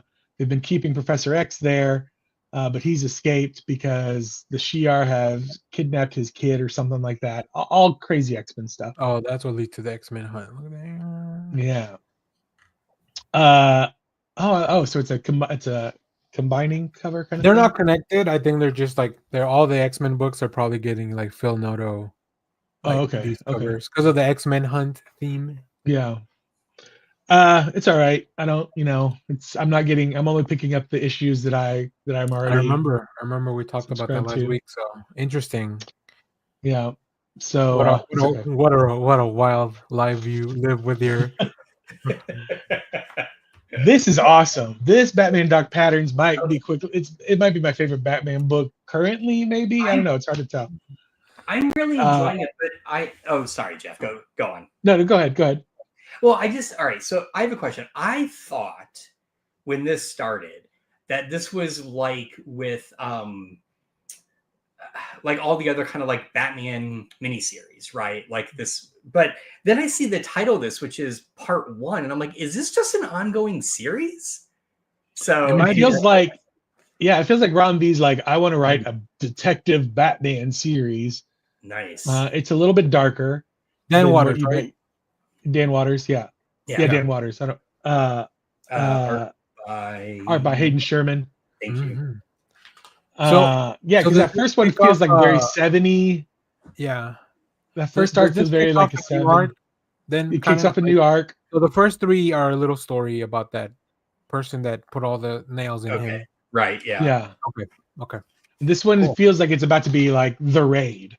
So he is in a building that has been like cordoned off. The bad guys have taken over the building, It's and Judge he's got to Dredd. fight his way up. Yeah, it's Judge Dredd. It's Judge I Dredd. love the raid and the raid 2. The raid 2 is actually better. Anyways, we don't have time to get into that. Yeah. So this book is awesome. I love it. And then when you find out how the building gets cordoned off on itself, it's super cool. Batman villain stuff. What I find weird is I didn't feel like issue 3 fully wrapped up that story, though. Did I just miss it? I may have missed it. It did feel a little, I don't want to say rushed, but like bow on top, kind of like, okay, well that's that Yeah, okay. kind of thing. I wonder, maybe they'll come back to it, like all these stories Maybe. build on themselves. That would I don't be know. You do Ann see, Water I mean, there's one character that carries over between. Yeah, Oh, see, I haven't read it yet. So, all right. So maybe it's like Kitchen Nightmares, where a year later he'll go back to check in on the business. that'd Yeah. be cool. So I read the latest issue of Action 1084. This little story arc by John Ridley, I think it is. Yeah, John Ridley. Oh. It was this last issue really like cemented it for me. I was kind of like, okay. This last issue, I enjoy it. It's a good little series about Superman, criminals, his all his villains, and their recidivism rate. So pretty interesting stuff. This newest issue of Transformers, still transforming, still action packed. Everybody still has a lot of trauma. You know what I like about this issue though is that because you get the 2 combiners fighting, Bruticus and Devastator, Yeah. and it really gives you like the scale of how big they are. I think this issue, just how scary they can be when you're thinking about like a Transformer that's the size, because they're already the size of automobiles and stuff. Yeah, and then Megatron finally makes his return. This is the spoilery cover, and then this is the. I just love how Daniel Warren Johnson does his little face all the time. Yeah, I know. It's so good. Oh, and then that guy showed up in the last. So you got the cover of the guy that showed up at the end of last issue. Yep. Right. Yeah. We need to ask Kyle if that's a new guy or if he's an old. I also wish Kyle was here because I have a lot of Transformers lore questions. Yeah, me too. I had the same thing because it felt like this super big reveal, and I was just like, "Who's that?" You know. I mean, he looks cool as shit, but he does. But yeah. Also, I really like the. Sorry, Jeff. I know. Before we move on, since I also read this, the story with Ultra Magnus, where he's like, I don't want to kill people. And I'm like, you don't have to. But then the other ones show up and immediately like guns akimbo over here, like just right away. When they first introduced him, what is that movie with Brandau in Vietnam? And he's like, what's his famous Martin Sheen is in it. Apocalypse Now? Apocalypse Now. I got very Apocalypse Now vibes from Ultra Magnus living on his island by himself, kind of like, when the people creep up on him, he's like, they're back. He doesn't come out of the water, but there's like a same vibes to when he finally is revealed, right? Yeah. He doesn't come out of the water like in whatever with the war paint. Yeah, good point. Yeah. No, but it's the same vibes. Yeah. And the last thing I had a chance to read this week was the newest issue of Absolute Superman number 5. I love it. It's completely, it definitely tweaks the origin story of Superman and what the powers are and how his technology is a bit more advanced, I guess, in this version. Mm-hmm. But it's a really fun overall, I'm enjoying it. I think for all the Absolute that the 3 that have come out, it's probably still my second favorite behind Wonder Woman. I also love that in the present timeline, like he's just hunting down the Peacemaker, like Christopher Smith, and I'm like, dude, if he gets his hands on you, like it's game over, homie. It is very interesting that it's in the same way that the New 52 relaunched Superman, kind of going back to his I'm gonna beat the shit out of Slumlord's origins. This is kind of doing the same thing.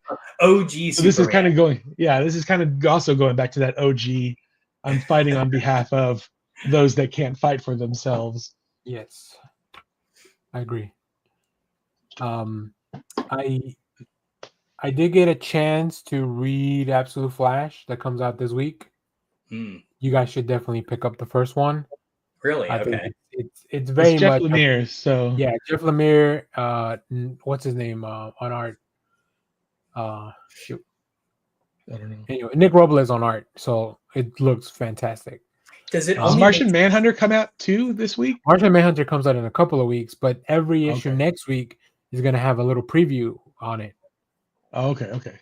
does it only make sense if you've been following the other Absolute? You don't need to have all of these books are actually very disconnected. So Really? you could just read one, or you can read them all. So what's the point? Sorry, I don't understand what the fuck DC is doing anymore. I think they will eventually build to an absolute Justice League, and I Okay. feel like, but they just want to give these characters room to breathe and expand on their story, and I don't mind that.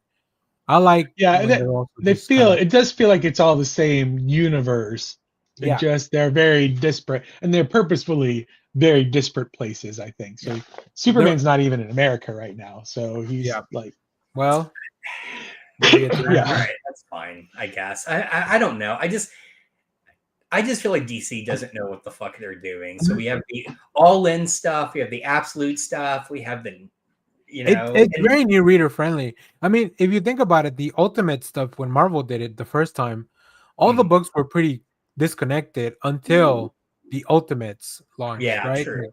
Like Yeah. Spider-Man was just hanging out in his own book, and the X-Men were just hanging out in their own book, and then the Ultimates kind of like started. They didn't even have a big event for a little while, which That's I'm fair, sure this yeah. will lead to eventually. The first time I see any of these characters together on the page, I'm gonna lose it. I'll tell you that. Well, it's See, gonna be hard. Go ahead, Josh. It's going to be hard to draw because Absolute Batman is going to take up like 2/3 of the panel. So He's yeah. I So wonder how beefy. big he looks compared to Diana. Oh, that'd be great. Because she's also pretty big. Like she's beefy. I want Diana to give Batman the sword, that big sword. Later sword. Interestingly enough, I think Superman is the smallest guy compared to because he's younger too than normal. I think. Yeah, he's like a teenager. He's kind of like a teenager. He's like a 20s. Not small build, but a little bit, maybe like a young adult teenager. Yeah. Anyways, sorry. Continue. Are we? Was that it? Well, I was gonna say that I do feel like DC, like I'm really enjoying DC stuff right now. They've got they definitely feel like they have a big overarching story over their whole universe that is happening. But it's not. Whereas when Marvel does this, sometimes you kind of know where to follow. I don't know how. It's not important to the main story. Like each individual comic is still its own thing. Yeah. And you kind of get these like ideas. And I'm not even reading everything, but I feel like Challenges of the Unknown probably is an important book to keep up with if you're kind of wanting the bigger DC universe. What's going on? I'm not reading it, but I know it's out there. But like Justice League, there's so much stuff that is kind of being low-key woven. I get the feeling that they really know what's going on. Everybody knows what's going on over there in each other's books. Yeah. Whereas Marvel feels very like 80s Marvel for me right now. It's a little disparate. Everybody's kind of in their own little corner. Yeah. I mean, I guess so. If that's the all-in stuff, which is kind of the impression I'm getting, maybe I'm just reading the wrong titles. But like, I read Doom Patrol. I think Fire and Ice was also all in, right? I'm reading Green Lantern Corps and like nothing is connecting. And I'm just like, why does it have this label on it? I guess that to me is the weird thing. So I feel like you're reading the outside circle books, Josh. Yeah. Everything you mentioned, because like the main stuff is even the big title, even like Wonder Woman, Superman, and the Batman book, like they're not really like focused on the big all-in stuff. They're kind of focusing on their own stories. Okay. But if you read like anything that has a Justice League tie, like anything that happens close to the Watchtower, like The Question, New Challengers, like Jeff said, Justice League, like those are all kind of like the core books that deal, or even I think even New Gods, because it all started with with Apocalypse. So I don't know. I think they're doing a pretty good job of having each book stand on its own. But then if you're reading more than one of them, you'll start seeing things that kind of start crossing over, or it feels like the same world. But yeah, I agree with Jeff. The DC feels very aligned on what they're doing, whereas Marvel still feels a little bit disjointed. Like the X-Men office kind of doing whatever they want, and then the Avengers office is still doing, and Spider-Man, who knows what the fuck they're up to. I mean, and again, my counterpoint realization is I have zero interest in any of the mainline books with either Marvel or DC. I mean, that's why I'm reading Dark Patterns, right? Yeah. Because it feels like it's its own thing that I'm interested in, and all the other Batman shit. I'm like, I don't want to read this. So anyway, I don't have time for these. I don't got time. Ain't nobody got time for that. All right. Anyway, that's everything I read. Let me touch on a few things. So this week, Image sent us, because they're reprinting Criminal Volume 4. So they sent us that trade. I shared that with you guys on the folder, but this is a Philip Brubaker. Philip Brubaker joint Ed Brubaker and Sean Phillips, part of their criminal series. This one's really cool because I don't know if a lot of these are about cartoonists or like comic creators, but this one, once again, it's about somebody who's doing a comic strip and he kind of gets caught up in this criminal thing that just happens. It's only 4 issues.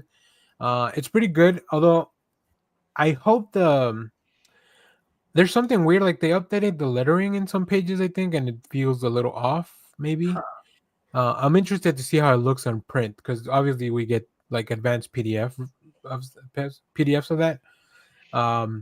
So yeah, I don't know, but it's fun. It's, if you like those criminal stories that these guys do, like it's fun to read one that is kind of old, because this one, this is volume 4 of their criminal series, so this came out a long time ago, compared to some of the other stuff. So yeah, definitely recommend you guys check that out. Is it Bad Night? What's that? Is it Bad Night? Bad Night, yeah, Bad Night. Okay. I'm still reading The Legacy of Vader, which I did a video on, not so much a review, but when we got some preview art last month, everyone just saw this picture of Vader and Watto and instantly assumed that Darth Vader had gone back to kill Watto. And I defend Darth Vader because that is not what happened. He is innocent. The glove did not fit. So you must have fit. I would like to see that play out in. I mean, they could do that. I want to see that play out in live action. Yeah. Hey, little Annie, you look all burned. I don't know that we can do that voice anymore, Jeff. It's we're not authentic. Authentic Wattoian. Watto's been canceled. That's why they killed him off. There are many characters in episode 1 that today would be canceled. So yeah. The other book, and I'm gonna do them all. First starting with Harrison Ford, and I'm gonna move through the entire problematic aliens from Star Wars. This is our Jeff Gets Canceled special. Jeff's last episode, unfortunately. Hold on, let me get my Jar Jar ears. Oh boy. Also, let me see. I'm going through the stuff. I read the Iron Man tie-in for One World Under Doom. It's fine. It's interesting. But one of the thing that I probably read this week that was my favorite was Assorted Crisis Events. So this is actually an anthology. I didn't realize that till I read this. And it has like a linking world, right? Or like a background. Yeah, there you go. Jeff got the main cover. It's by Dennis Camp with Eric Sawatsky. Colors by Jordi BelAir, letters by Hassan Othmani El-Hau. It's really good. It's beefy too. Like you get a lot for, what is this, $5, I think? $4.90, yeah, 40 something pages. Yeah, you get like almost 50 pages. And it's just Dennis Camp, like pretty much telling you a story about, like, you know how all of these awful things happen in our real world and people are some kind of like, you kind of get numb to it. Well, what if we crank that up to like the next level? Yeah, so that's Yeah, I think I read somebody. I think on the previews it read like it's the Crisis on Infinite Earths for normal people. Like if Yeah. you were just a normal person and crisis happened, this is what this would be like. Nice. Yeah, so that was I'm really in. good. I really enjoyed that.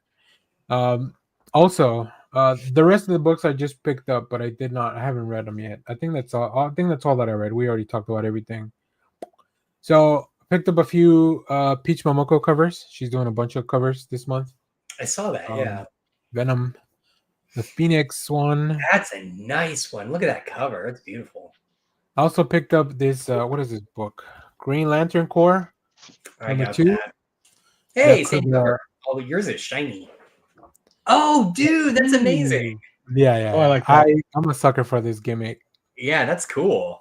Um, I wish my very cool. shop had that one. I would have gotten it. Let's see. I also picked up. They reprinted Facsimile of Swamp Thing number 1. First Almost appearance. got First appearance of John Constantine, and then I went to Titan and they had the foil, and I was like, damn it, I should have just picked up I should have grabbed that one instead, but I was not gonna buy the same book twice. You know, you can go even further. Mondo released a poster of that cover this week. I was wondering what the Mondo tie-in was because you see that right there. Yeah, and I was like, that's oh, why. So okay. I also picked up this facsimile of Detective Comics. Was it 64? Oh no, 31. almost got that too. Classic story cover.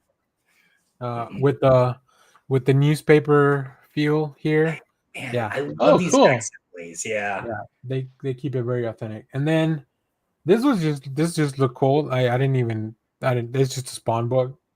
It's Spawn 363, but it just looked cool, and I was like, well, I'm not leaving that behind. And it was still the same price, I think. Oh, I don't know. It doesn't have a price. Pay attention to that. Danny doesn't look. He doesn't buying. look. He just buys. At this point, what? Like, what's another $4? Like, what? You know, like, what? I'm already. Although both of my shops give me a discount on books, so like, you know. I almost picked up. There was the they reprinted X-Men #1, the Jim Lee gatefold, but it was 3D. In 3D with the glasses, but it was like $15, and I was just like, I'm not doing too much. It's a lot for those reprints sometimes. I've got like 15 copies of that book already. Something insane like that. Like they charge you. Before, what are we at? 11:30. Okay. Before we move on, there was something I forgot to bring up because I didn't put it on the notes, and I just want to issue a quick apology because I've been hiding something from you guys. So I've been watching BelAir, the remake of The Fresh Prince. Wow. This happened because when SmackDown went to 3 hours, USA Network started airing BelAir afterwards, right after SmackDown. And my DVR records 4 hours, I guess. I don't know why it does the 4 hour block. So it's 3 hours of SmackDown and then one. So like I would just leave it and it would keep playing. It just knew. It just knew you wanted to see Bella. Yeah, I guess so. Well, the thing is, I could watch it all on Peacock. There's 3 seasons on Peacock now, but I don't want to watch it like that. I only want to watch it if it's right after SmackDown. It's the balance. It's and yesterday was the season finale, which I think I missed one episode last week because I didn't watch SmackDown live. Anyways.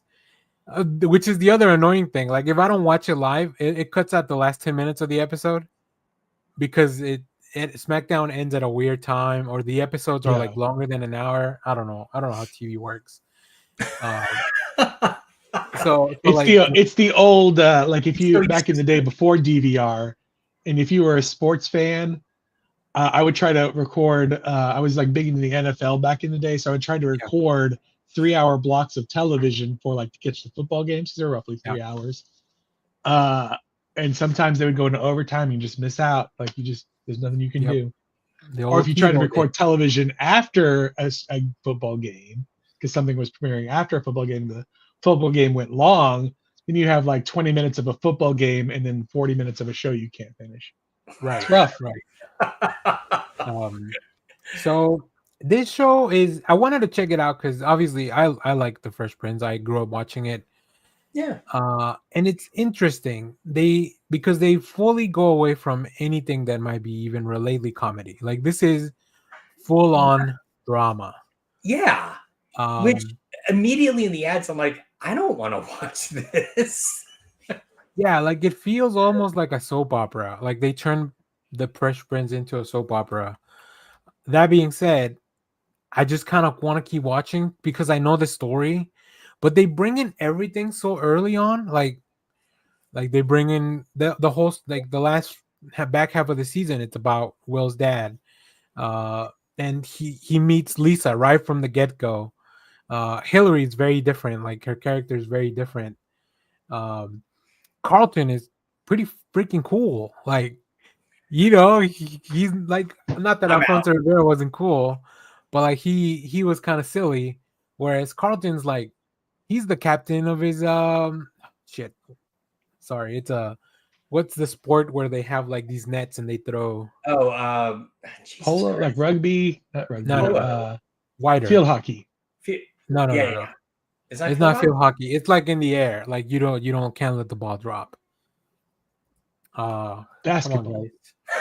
Come on, Do you think that actor that plays Carlton will someday replace Alfonso Riviera on America's Funniest Home Videos? I don't think so. This dude is like shirtless a lot, and he's jacked. Like he's still short. Like compared to everyone else.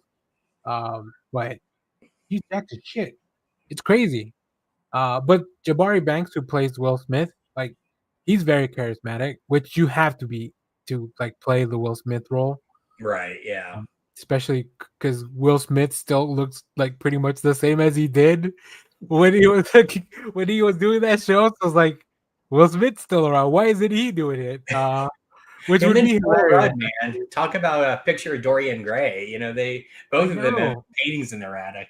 Dang, if you could take one other sitcom from your youth and do turn it into a dramatic show, which one would it be? Oh man, what is Sanford and Son? Holy shit! Wow. That's a good one. I have a really stupid one, but I think it would actually be quite interesting. Oh, sorry, just real quick. Lacrosse is what I was thinking. Lacrosse. Okay. Lacrosse. Different Strokes. Yeah. Oh yeah. Turn that into a straight up drama. So I love it. Love it. And Boy Meets World, I think, would be fun. Yeah. Man, but like this feels like just straight up very, very soap opera. Like Adrian Holmes plays Philip Banks, which also, and like, I mean, how do you recast James? Like James Avery like made that role, right? Yeah, absolutely. So it's I hope there's also a Donald Trump episode of this one too. Huh? I hope there's also a Donald Trump episode of this new Fresh Prince. Oh, like he guest stars? Yeah, like he guest starred in the old episode, in the old show. I am seeing that Tatiana Ali. Oh yeah, she's in the show at some point. Obviously, she doesn't play Ashley, but she goes back. But they introduced Lisa, or like Will's eventual love interest in the show. Like they introduced her very early on. It's very interesting. So there's a lot of Fresh Prince lore that I've forgotten about, and you are reminded me. Oh, also Jeffrey is like the most suave dude ever. Like, well, that tracks. He's just fucking cool. Which he was kind of cool with the show, but like I'm talking about, like this dude is like James. This man could be the next James Bond. That'd be awesome. Jimmy Kingola, like he could be the next James Bond and just slide right in. Yeah, it's very weird. You guys should watch if you have Peacock, check out the first episode just to get the feel of how they are really leaning into drama. And there's, like I said, there's a lot of changes, but all the pieces are there. It's just like, it's like if I give you some Legos and tell you here's what you're building, and you build something completely different, but it's still the thing I told you to build. Does that make sense? Yeah. Make a car out of Legos, but you're expecting the DeLorean, and I give you the Homer Simpson car. Yeah, there you go. but backwards. I'm expecting the Homer Simpson car. Yeah, right. I'm expecting the Homer Simpson car, and you give me like a classic vehicle, from the 50s or something. Yeah. So, I remember when it first came out, and I was like, Yeah. is this the OC? It feels like the OC. Yeah, it does. It feels like a what's that guy? One of his joints, who did 90210 and the OC. Oh yeah. Yeah. Just that they actually were just with a lot more black people on this one, because that one I don't think they had any. Right. From what I recall. Yeah. I don't think any of his shows had a single black person. So, but if they keep airing it after SmackDown, I'll probably keep watching it. I don't think I'll ever go to Peacock to keep watching, but I'll watch the shows after SmackDown. All right. So there you go. All right. So sorry about that. Sorry that I didn't tell you guys I was doing that. It felt like a secret shame. You traitor. I know. I'm gonna go watch the regular Fresh Prince just to make amends. Or I could just go to confession tomorrow and tell just be done with it. Yeah, fair. That's why it exists. Reset. What's it gonna be, Padre? All right. We got a few more things. I think there's a trailer that Josh wants to watch. But before that, sorry, Josh, your comics. Jesus Christ. I was like, fine, just skip over 80. No, it's fine. This Fresh Prince of Bel-Air stuff really shook me. So, sorry, Josh. It's okay. I didn't get a chance to read a lot. I have a lot, but I didn't get a chance to read a lot of it. I do want to give props, and I'm shocked neither of you mentioned this. Nick Fury versus Fin Fang Foom. I did not pick it up. Really? All right. This was okay. I really enjoyed the Doctor Doom Rocket. Right? Yeah. This one kind of sold me on the series, which is just J. Michael Straczynski being like, give me a hat filled with random characters. Yep. Perfect. I'll do these two. And then just kind of giving you a one-shot story. There's no, as far as I can tell, no connective tissue, nothing. They're just fun. It's just set in 1940. It's actually a really interesting time period because at the start of it, it's clear that because America hasn't entered the war yet, this is pre-Pearl Harbor, that Nick Fury and Red are just barnstorming to make money. And Nick just takes on a job just to make ends meet, and it involves Fin Fang Foom. So that's all I'm going to tell you. But these are fun. I do. I like the Captain America Volstagg. I think I talked about it last. Oh, I did that one. I skipped. Okay, so I didn't get that one. I meant to. So I read the Doom Rocket, and I read Captain America Volstagg. I haven't read this one, but now I may have to go back and pick it up. I may have to go get the Cap and Volstagg. I forgot I skipped that one. So okay. I wrapped up with issues 5 and 6 of Babs. Look, everyone, I cannot express this enough. Go read this fucking book. It's Garth Ennis doing fantasy. All right. This wraps up the series. The trade comes out next month. So it's a perfect time to just sit down and read the whole thing. Here's the thing, though. I'm sorry? That's quick turnaround. It is. Yeah. I saw it in the our app, the league. Here's the thing, though. It's Garth Ennis doing fantasy, but it's really about modern day toxic masculinity. And it is so good. It's so good. You've got to go check this out. So Babs, they do say at the end of it that this wraps up the first story, but Babs will be back, which I am all on board for. There's a Babs will return. That is pretty much. Let's see. Where is it? It's hang on. It says, who better to tell you about toxic masculinity than Garth Ennis? Yeah. Actually, it says the end of the beginning of the end of the beginning of the end of the beginning of the end is what it says at the end. So, and out of that, you got that that Babs will return. I think in the editorial they say she'll be back, but yeah, I did take that from it. It's a really good book. If you like Garth Ennis doing full on preacher style Garth Ennis, which is funny and raunchy, tons of swear words and blood, you'll like this book. So anyway, very good. So Garth Ennis. So Garth Ennis, yeah. Well, not Sarah level Garth Ennis, which is Garth Ennis reined in to tell a really important dramatic story. I'm continuing to pick this up because I just love the format, and I'm very Conan focused lately. Savage Sword Conan, I liked the fact that they went with the old masthead here instead of the current one. Anyway, just a lot of fun. I like being able to buy a magazine in black and white that when I get done reading it, my fingers are inky. It just makes me feel very old school. So that one's good. I know you guys talked about FF. What did you think of that issue? I haven't read it yet. Okay. Yeah, I picked up like 3 weeks of comics on Wednesday because I was so far behind. But I will read it. It's top of my pile. Excuse me. TVA #3. I know 4 comes out next week. G.I. Joe, Void Rivals, which I haven't gotten to this one. This also came out this week, right? Yes. Yeah, okay, you're caught up on that one. All right. I know I showed this last time. Howl still continues to be good. I'm really liking a lot that Ahoy is doing. I see that. I should reach out to them to see if we can get comms. Yeah, please. I buy most everything you put out anyway, because that's also Babs is Ahoy. I know this is old. I haven't gotten around to it yet. I thought I would give it a shot. So I haven't. How much do you remember of the Herculoids? Not much. I remember always thinking of is it Goop? Gleep and Goop, I think. Yeah. And how like this is that Hanna-Barbera era where like 2 different shows had basically the same characters, like Gleep and Gloop, you know. So yeah. I had to get the Magnolia cover. I've been a little like I jumped off Space Ghost. I jumped off Johnny Quest. Yeah. Like I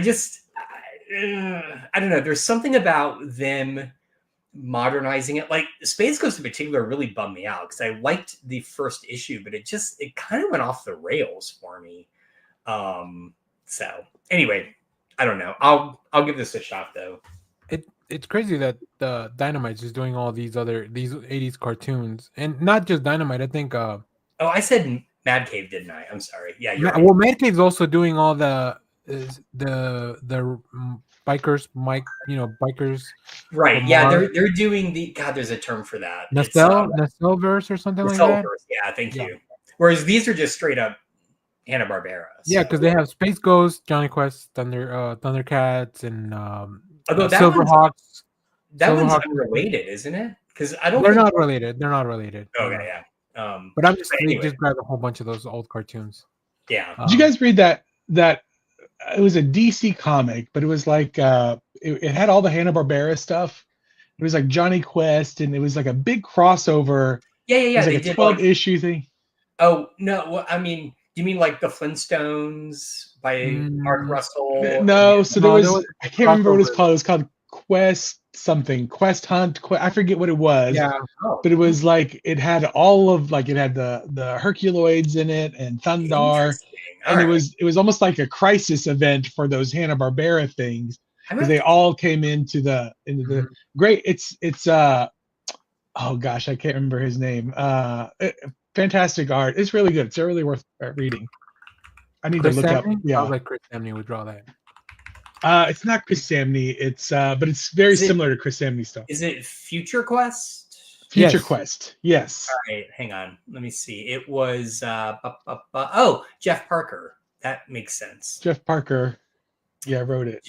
Jeff Parker wrote it, which I know he's really like that's his jam. Is he because he also did. God damn it! I'm just totally blanking. Defenders of the Universe when he did King's Watch. Oh yeah. King's Watch before I was all on board for a Defenders of the Universe reboot. It was not good.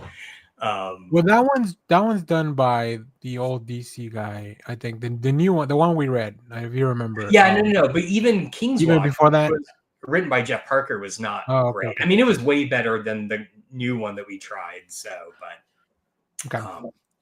Dan Anyway, DiDio. That's how it's like. yeah, there you go. Ripperland issue 2. This is going to be my make or break. Honestly, I'm going to read this. If I like it, I'll keep reading it. If not, I'll bounce off. Sorry, Dark Horse. Don't at me.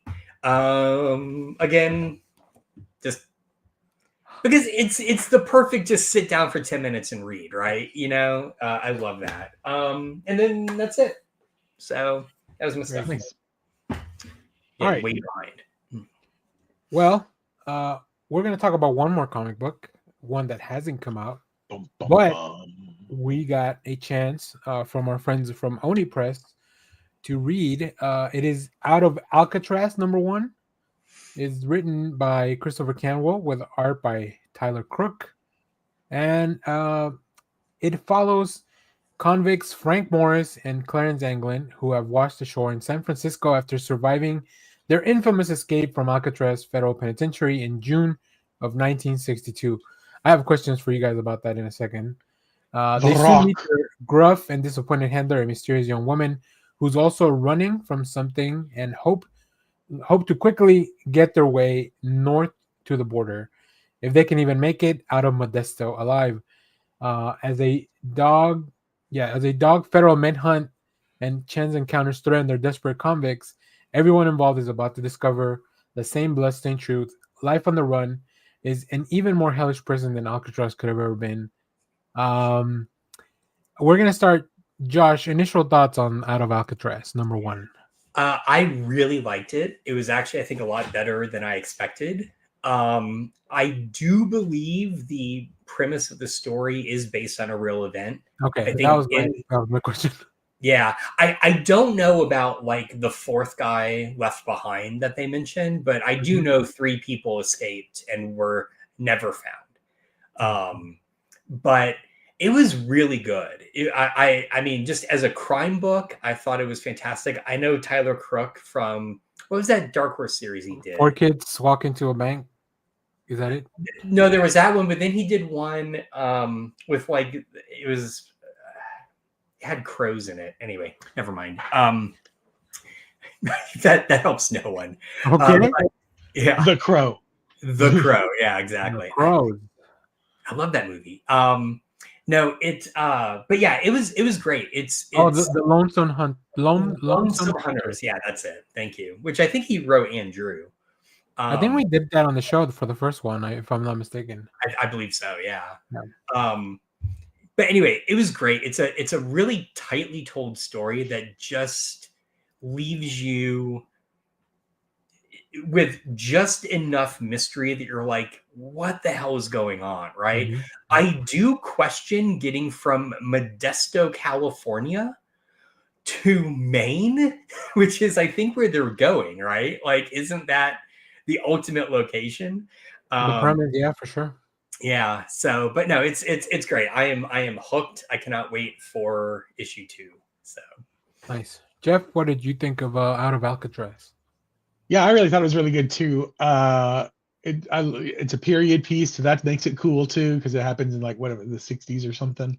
Yeah. So there's that kind of added element to when you're on the run from the law, where you're like, you know, if you were to try it today, it'd be a lot harder because there's cameras everywhere and stuff. So, but now you're kind of like, well, nobody knows who anybody is. You're a small town, you know.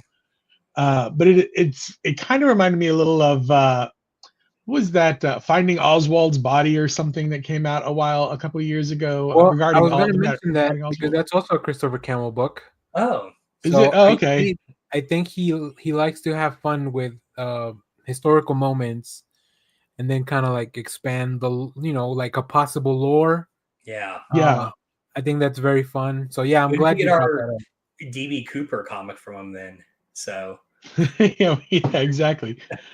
I really enjoy it. You know, it's a very tight written story, and it ends on kind of the cliffhanger where you're like, oh, definitely hooks you. Let's keep going with it. Yeah, I agree. I also really enjoyed it. I liked just the premise itself seemed fun, like just to follow the people that are getting out of Alcatraz.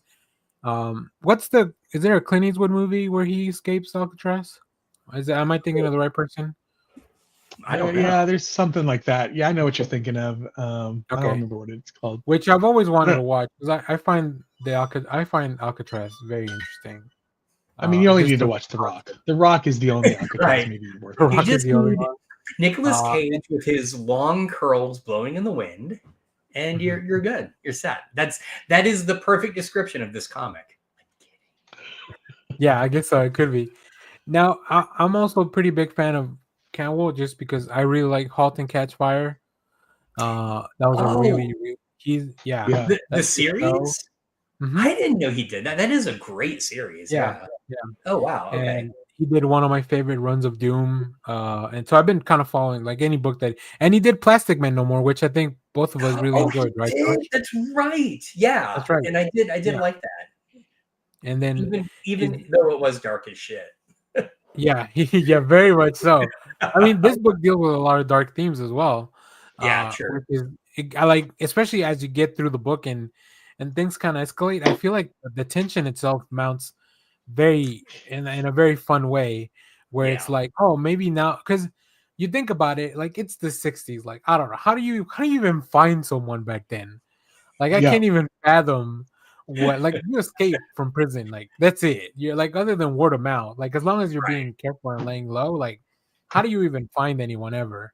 Right? There's been cases of people like that just kind of led completely separate lives as other people, because back then you could just probably become someone else completely, unless you know. So I like That's kind of what I felt like while reading it. I'm like, once you've gotten off the island, then what? Yeah, and they talk a little bit about, because the police do kind of come back in and they're like, well, we, XYZ, no spoilers, but like, so there are like small ways where they can be like, oh, we think something might be going on, but you're right. There's like no definitive, like nobody has GPS. Nobody has like OnStar in their cars or anything like that, No one has camera phones to like check, like, is this, like, I don't know. Right. But what I think is also, because I had that same thought, but then I was thinking about the fact that I'm like, why are they going through all this stuff? Because of a deal, right? Like if I were them, like, all right, now we just go into hiding, like go our separate ways. We won't be found. That's what I'm interested. Like, exactly. What is that deal? What are they fully getting at? Like, because to me, is like, are they getting a new identity after, whatever, after they deliver on their part, or like something like that? There's also conflict because, like we said, 3 guys attempted to escape, but only 2 made it on land. So yeah, I really think it's a fun concept, which looks great. Tyler Crook, like the art is just fantastic. Beautiful. It very feels of that period, right? Like whether you go to they go to like a bar in one scene, they go to like a little convenience store, or like a little convenience store. Even just seeing the candy drawn and all that stuff. Yeah, the whole wall of like just product that he's staring at is really cool. And then of course this conflict, like with this handler and how they're gonna what they're gonna have to do and how they're gonna come back. So it's very good. Really enjoyed it. I'm glad we got a chance to read it. It looks like it's only 3 issues, and then they'll collect that into a trade. But they're 3 big issues. They're like 48 pages each. This was a long read. It didn't feel long, right? To me, at least. Like I blew through it, and I was actually kind of shocked to look at the page count and go like, oh my god, it's 44 pages. So this to me does feel like something that was pitched as like a fully original thing, and then they're like, we have to cut it up into pieces. We have to cut it up into pieces. Okay. Any last thoughts on Out of Alcatraz #1? Well, I will say, if you like this book and you like Christopher Canwell and you want to check out something that's more like a fairy tale, he has a book called Briar from Boom Studios, which is a retelling of the Sleeping Beauty story. But it's very cool. Like it's a way twist on that. So forget Snow White live action coming out next week. Just go check out Briar instead, or watch the original Snow White. That's probably a better choice. So, okay, let me reach into the Discord because Josh put out a trailer on there that we wanted to watch the Powerpuff Girls trailer last week, and Yeah. that didn't come to fruition, unfortunately, due to the internet restrictions. Man, they took that down quickly, I guess. They really did. I mean, it was. They nuked it and wiped it from existence. Yeah. But let me see. What did you want us to watch? Hang on. Oh, the time travel is dangerous. Yeah. Time. All right. No Let me spoilers. see. What is this? A movie? Okay. Oops. What is Yeah, I this? don't know much about this. So let's see. Let me get the screen sharing, and we'll close out the show with this probably. Awesome. Well, I guess recommendations, and then we'll close the show. All right. And let's see. All right. Here's the trailer for Time Travel is Dangerous, which is what seems to be a new movie coming out sometime soon. All right. Yes, It was an accident with a machine. Robert and I were stranded in a lost dimension. We're gone for 3 years. So we thought, you can travel through time, can you? Cheeky. I don't really like the word retro, but people like to say it. But we just basically sell anything that we can get our hands on, really, that's from the past. Meet Ruth and Megan, two vintage shop owners with one big secret. We found this thing. It was literally by the bins. Yeah, and then I guess we were just messing about and I went to 1945.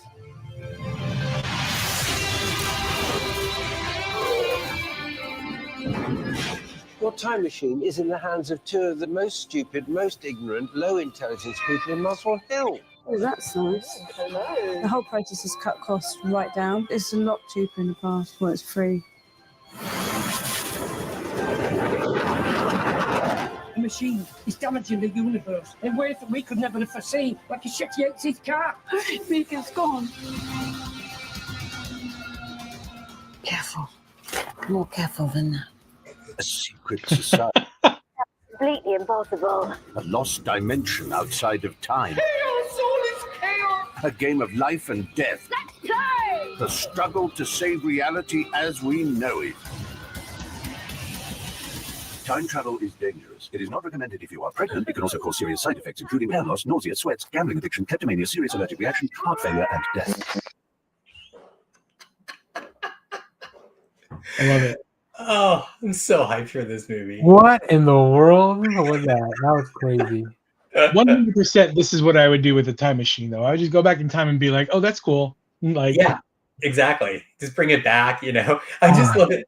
I just love the idea of two vintage store owners being like, you know, it's free if you have a time machine. So True. For a minute, I forget forget offing baby Hitler. I'm watching- gonna get me an Amazing Fantasy 15. That's what yeah, totally. For a minute, I thought you had tricked me into watching like a bad documentary or something like that, and I was like, Right? Yeah. because I was like, what is happening? When that guy says like, oh, this little baby can travel or whatever, and then the cuts to the two store owners, I was like, Josh, you did it. You You damn, son of a bitch. you did it. I mean, we have a few more minutes. Do you guys want to? Did you guys watch that Freakier Friday teaser? Mm-mm. No, Freaky Friday. Lindsay Lohan. What's her name? From Halloween. Lori. Yeah. Oh God. Great. Nobody knows anybody's name today. yeah, we need to rename the podcast trying to remember people's names. Old guys remembering Old stuff guys, yeah. barely. Oh my God. Why is What's it her name? gone? Jamie Lee Not Curtis. ending the show. So Jamie Lee Curtis. Thank you. Sarah Okay. Jessica Parker. My brain got stuck on Jane Curtin, and I was like, it's not Jane Curtin. James T. Kirk. All right. Well, watch that I've forgotten Mary Louise Parker's name like 4 times this week. I don't know why I've had to reference Mary Louise Parker so many times, but I mean, we talked a lot about Dorian Gray today, so anything is possible. Too much, I feel. Dorian Gray, and then you know what the funny? Oh, I like that. Oh, Josh. he Well, hates I Mary mean, Louise we can just Parker. close out the show. It's fine. We don't have. I guess you don't want to watch Freaky Friday. Oh, you know what we can do? Here, we'll do this instead, Jeff. Have a little treat. We're gonna open up.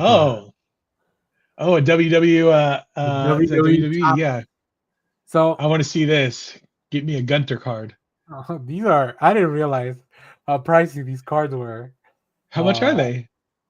The packs are like 25 each or something. No way. Yeah. So, Oh my gosh. so, but Cards are these- stupid expensive nowadays. let me open them. Yeah, I know trading card. Oh, I guess they have to make it expensive because it's not like you're not gonna play with these, right? These are just for collectible, I guess. I don't know. I guess. But I don't know. this has 8 cards in it. These are from the 2025 line of Tops. They recently had Tops Night at. So I went to Boomerang, and I asked Jack, let me know, like, hey, let me know when the packs come in so I can go get them. So That's an average of $3 a card. well, let's see what I got. Oh, great. The first, I don't even know who this guy is. Bronco Nima? Must be some Never heard of Bronco Nima. Bronco Nima? Next we have Now they've also, because I wonder how many people are still with the company, because they've also just done a bunch of cuts also lately. Joe. I don't know. Kofi? NXT guy, I guess. I thought these were gonna be a little bit more well known. I hope I eventually. Oh, there we go. Here we go. Sorry. Kyrie Sane. Hey, this one Kyrie. Of wrestling cards while you were gone. Oh, thanks. Sorry. Sorry. Sky. Oh, we got a shiny card. We have Marie. She's barely. Marie. I don't know if she still has a. I mean, that's Mrs. Wife, right? Yeah, that's Mrs. right. Wife. Hello, Maxime Dupree. Hey, Dupree. We got a Slammy. The American Nightmare, Cody Rhodes. This one's serialized. You see that at the bottom? 14 out of 14 out. Is that embossed? Huh? Is that embossed? I think it's just no. It just looks. Oh, okay. This one might be worth a little something. If it's only 14 out of 50. You can also get autographs in these cards. I do not understand WWE. Like, I just Karrion Kross. Oh, yeah, he's still with the company. Yeah, he's still with the company. And then the last card is Eric Rowan, who's still with the company as well. Ooh. All right. Karrion Kross he's very funny. I like his character. I feel like they sometimes will utilize him well, sometimes they don't. I feel like this is the money card. Yeah. Let me see. He's current champion. We'll close out the show in a second. I was like, why did Josh just leave before we did the? Yeah, I know. I'm sorry. I was. Okay. We could rename that segment. Can Josh's prostate make it to 2 hours? And the answer is almost always no. Listen, by this time, usually we've all taken a break to go do it. So none of us could survive the pit. No, we couldn't. I could not hold it. Okay, so there's 2 versions of it. There's 2 versions of it according to eBay. One of these are they serialized? Okay, yeah. It looks like the ones without the serial number here at the bottom are $6. But on eBay, I've seen the ones with the number. There's one selling for $150, one for $50, $110. I think I made my money back on this little pack. Yeah, you made your money back. Yeah, I think so. Hello. Good job. Thanks to the American Nightmare, 14 out of 50. All right. There we have it. Let's close out. Any recommendations? I think you guys wrote some stuff down. I got one. Go for it. I'm gonna share my screen real quick. Hang on. Okay. If that's all right. I was not prepared for this. Oh, you aren't? Okay. So a game came out this week that I had actually pre-ordered, based on the Phantom.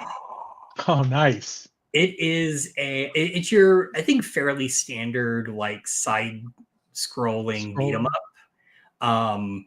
But it is beautiful. It's really, really awesome. Really, if you just like old school, like, you know, superhero newspaper strips like the Phantom, or you just like this kind of old school aesthetic, I've only had a chance to play like through the first level, and it's fine. You know, it's again a standard beat 'em up, not my favorite, you know, genre of game, but it just looks incredible. It's really, really beautiful. It's not expensive. I think it's like $20. Unfortunately, but I do have to give props. So this was a collaboration. It's developed by Art of Play, but they went through King Features to actually make sure like all the lore and stuff was spot on. I pre-ordered it for Xbox, and to their credit, they reached out to me this like on release day and said, "Hey, we're still waiting for Microsoft to approve it, so it's not available yet." And they gave me a free Steam code because they were like, "We're really sorry. Here's the Steam code so you can at least play it. We'll still send you the Xbox code." And I was like, "Nice. I appreciate that." Nice. And and it has a fantastic soundtrack by Mark D'Angelo, I believe. So yeah, really, really good. Okay. Let me give you guys a recommendation, and then I'll let you, Jeff. So I got a chance to read one of the most fun bonkers comics this week, and it's here on the ad for the Superman. Oh my god! The DC Sonic the Hedgehog crossover. Wow! It is delightful. It is so much fun. And I don't even know that much Sonic lore outside of what's been in the movies, really. Yeah. But you get to see so many more characters. I had such a great time reading that. I was like I wasn't gonna read it, but it's kind of a light week next week as far as like reviews. And I was like, well, I usually like to make 4 videos for DC stuff. And I was like, let me check this out. I mean, Sonic videos usually do well on the channel regardless. I mean, because Sonic's popular. So yeah, that was crazy. So I was not expecting to enjoy it this much.